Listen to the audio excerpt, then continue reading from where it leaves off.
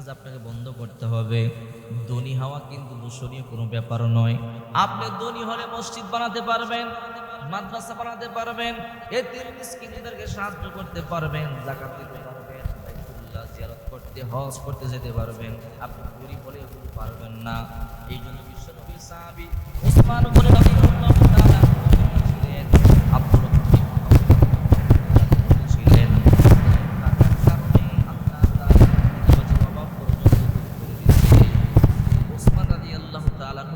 দিনের দানে মদিনাবাসীদের অভাবে দূর হয়ে গেছে। এই জন্য আমি বলবো, হে মহিলা মা বোনেরা, 7টি কাজ কখনো করবেন না। যদি করে আপনি গরিব হয়ে যাবেন, আপনার ইনকামের মধ্যে বরকত হবে না, আপনার ঘরের মধ্যে বরকত হবে না, অশান্তি লেগেই থাকবে, অভাব লেগেই থাকবে, অসুখ বিসুখ লেগেই থাকবে। এর করা নামাজ 4G গতিতে পড়ে, 5G গতিতে পড়ে, যত দ্রুত নামাজ পড়তে পারে। নামাজে তাড়াহুড়া করলে আল্লাহ অসন্তুষ্ট হয়, আল্লাহ পাক রব্বুল আলামিন বড় রাগ হয়। বিশ্বনবী মুহাম্মদ সাল্লাল্লাহু আলাইহি ওয়াসাল্লাম বলেন, সবচেয়ে বড় চোর হলো ওই ব্যক্তি যে নামাজে চুরি করে। সাহাবায়ে কেরাম বলে, ইয়া রাসূলুল্লাহ, নামাজে আবার চুরি করে কেমনে? বিশ্বনবী মুহাম্মদ সাল্লাল্লাহু আলাইহি ওয়াসাল্লাম বলেন, ঠিকমতো সেজদা না করাটাই হলো নামাজে চুরি। আল্লাহর হাবিব বলেন, সল্লু রাআইতুমুনি কামা উসাল্লি, তোমরা আমাকে যেমনি ভাবে সালাত আদায় করতে দেখো, ওই রকম তোমরা সালাত আদায় করো। মন মতো নামাজ পড়লে নামাজ হবে না। আল্লাযীনা হুম ইউরাউন, অনেকে আছে লোক দেখাইবার জন্য নামাজ পড়ে, এই নামাজে কোনো কাজে আসবে না। এই জন্য নামাজে তাড়াহুড়া করা যাবে না। যারা নামাজে তাড়াহুড়া করে তাদের ঘরে বরকত হবে না, ইনকামে বরকত হবে না, কোনোদিন ধনী হতে পারবে না। 2 নাম্বার হলো দাঁড়িয়ে দাঁড়িয়ে পানি পান করা। দাঁড়িয়ে পানি পান করে এমন লোক আছে, আরে ভাই, পানি পান করার মধ্যে 6টা সুন্নত আছে। যদি 6টা সুন্নত মেনে আপনি পানি পান করতে পারেন, 600 গলা কাটা শহীদের সওয়াব আল্লাহ আপনার আমলনামায় দিয়ে দিবে। বিশ্বনবী মুহাম্মদ সাল্লাল্লাহু আলাইহি ওয়াসাল্লাম বলেন, মান আহইয়া বিসুন্নতি ইনদা ফাসাদি উম্মতি ফালাহু আজরুন শহীদ। শের জামানার মধ্যে আমার উম্মত যদি আমার একটা সুন্নাত জিন্দা রাখে, আল্লাহ তাআলা 100 গলা কাটা শহীদের সওয়াব তার আমলনামায় দিয়ে দিবে। পানি পান করার মধ্যে 6টা সুন্নত আছে।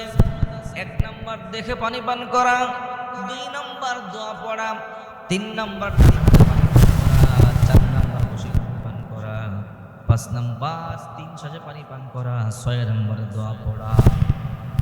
যদি আপনি এই 6টা সুন্নাতের আমল করতে পারেন, পানি পানের মধ্যে 100 গলা কাটা শহীদের সওয়াব আল্লাহ তাআলা আমলনামায় দিয়ে দিবে। এই জন্য 7টা কাজ করবেন না। 1 নাম্বার নামাজে তাড়াহুড়া করা, 2 নাম্বার দাঁড়িয়ে দাঁড়িয়ে পানি পান করা, 3 নাম্বার দাঁড়িয়ে প্রস্রাব করা।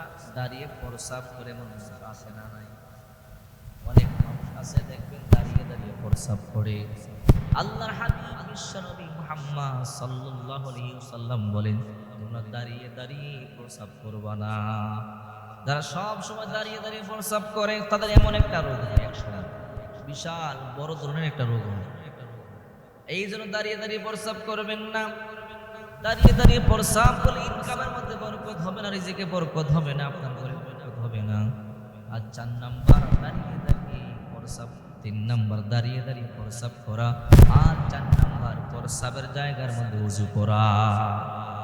যেখানে প্রস্রাব করে সেখানে ওযু করে।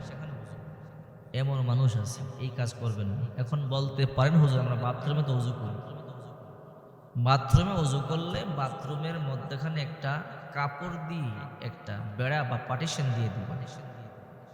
এই বাইরে ভিতরে বাথরুম থাকবে, বাইরে বেসিন থাকলে এর মধ্যে আপনি ওযু করবেন, বা কল থাকলে ওযু করবেন। অনেকে বলে, হুজুর আমার ব্যবস্থা নাই, তাহলে বাইরে থেকে দোয়া পড়ে ভিতরে যাবেন, ভিতরে ওযু শেষ করে আবার বাইরে এসে দোয়া পড়বেন, ভিতরে দোয়া পড়া যাবে। এই জন্য বলছিলাম 4 নাম্বারে প্রস্রাব যেখানে করে সেখানে ওযু করা। 6 নাম্বার দাঁত দিয়ে নখ কাটা, দাঁত দিয়ে নখ কাটবেন না, এই বদভ্যাস অনেকের আছে। এই জন্য আল্লাহর হাবিব বিশ্বনবী সাল্লাল্লাহু আলাইহি ওয়াসাল্লাম দাঁত দিয়ে নিষেধ করেছে। 6